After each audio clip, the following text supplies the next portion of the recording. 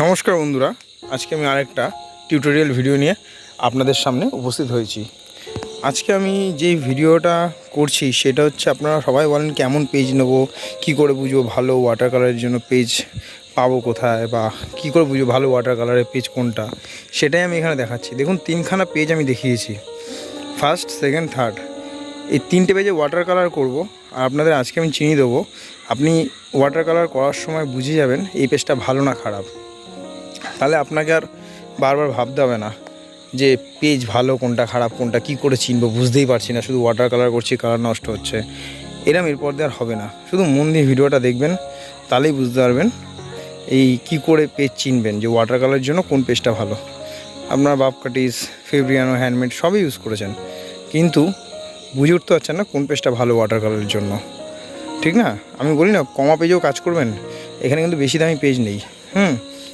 সবই মোটামুটি 12 টাকা, 10 টাকা, 15 টাকার পেজ। এর মধ্যে আমি বুঝিয়ে দেবো কোনটা ভালো পেজ কোনটা খারাপ পেজ, সেটা আপনার ওয়াটার কালার করলেই বুঝতে পারবেন। ঠিক আছে, সেটাই আমি আজকে করে দেখাচ্ছি আর বোঝাচ্ছি। তাহলে ভিডিওটা দেখতে থাকুন, স্ক্রিপ্ট না করে।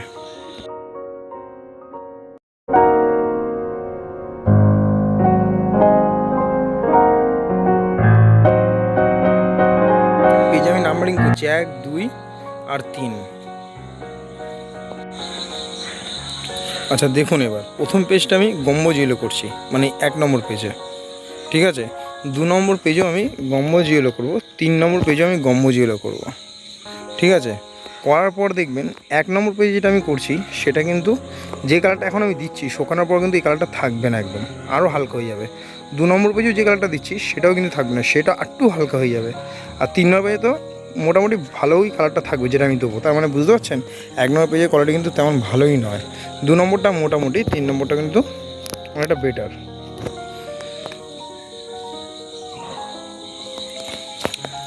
এবার 1 নম্বর বক্সে আমি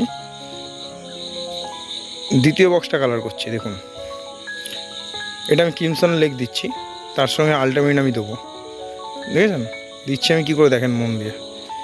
যে আল্টামিনটা আমি দিচ্ছি কালারটা হয়ে যাওয়ার পর দেখবেন পেজটা দেখুন ভেজানোর পর কেমন হয়ে গেছে, উঁচু নিচু হয়ে গেছে, মানে রঙটা যে দিচ্ছি উঁচু নিচু হয়ে যাচ্ছে কালার পেজটা, মানে রঙটা ঠিক করে আমি করতে পারছি না। আর রঙটা করার পর কিন্তু পুরো যেই কালারটা আমি করি সেটা কিন্তু থাকবে না, সেটা চলেই যাবে। 2 নম্বর পেজে দেখুন অতটা উঁচু নিচু হচ্ছে না, পেজটাই মুচকে যাচ্ছে বা উঁচু নিচু ওরকম একটা হচ্ছে না, জল দেওয়ার পর দেখুন সমানই আছে। আর রঙটা যা দিচ্ছি তা সেটা মোটামুটি থাকবে 2 নম্বর পেজের বক্সটায়।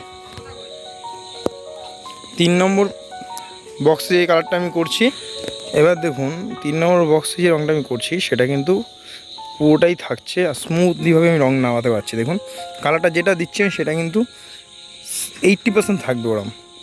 ঠিক আছে, যেটা দেবো সেটা পুরো 80% থাকবে। আর 1 নম্বর পেজের লাস্ট বক্সে আমি ড্যাম্পে কালারটা করব। দেখুন মানে পেজটা ভিজিয়ে করব। হ্যাঁ, মন দিয়ে দেখবেন, কিন্তু এই লাস্টটা খুব ইম্পর্টেন্ট, 1 নম্বর পেজের লাস্টের বক্সটা। ঠিক আছে, প্রথমে আমি যেটা করছি ভিজিয়ে নেবো। দেখুন জল দিয়ে ভিজিয়ে নিলাম, দেওয়ার পর যেই রঙটা দেবো যেমন ফেড হওয়া দরকার সেভাবে ফেড হবেই না। দেখুন এই যে রঙটা দিলাম, দেখুন কেমন বিচ্ছিয়ে রঙটা পড়ে যাচ্ছে, এখন ফেড হচ্ছে না কিন্তু। আর পেজটা কেমন উঁচু নিচু হয়ে গেল, জল স্টে করছে না, ফেড হয়ে যাচ্ছে, বিচ্ছিরি একটা। এবার 2 নম্বর বক্সের পেজে আমি যে লাস্ট বক্সটা রঙ করছি, দেখুন জল দিয়েছি কিন্তু। এবার আমি কালারটা দেবো। দেখুন কালারটা দেওয়াতে বেশ ভালোই আছে, খারাপ কিন্তু নেই। ঠিক আছে, আর 3 নম্বর পেজের লাস্ট বক্সে দেখুন কালারটা যখন আমি দিচ্ছি মন দিয়ে দেখুন,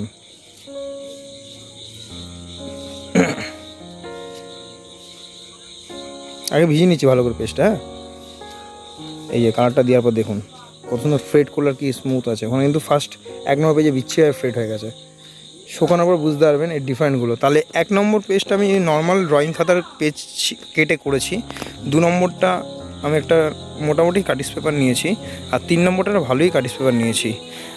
ভিডিওটা পুরো দেখার জন্য অসংখ্য ধন্যবাদ। প্লিজ চ্যানেলটা সাবস্ক্রাইব করবেন আর কমেন্ট করে জানাবেন ভিডিওটা কেমন লাগলো।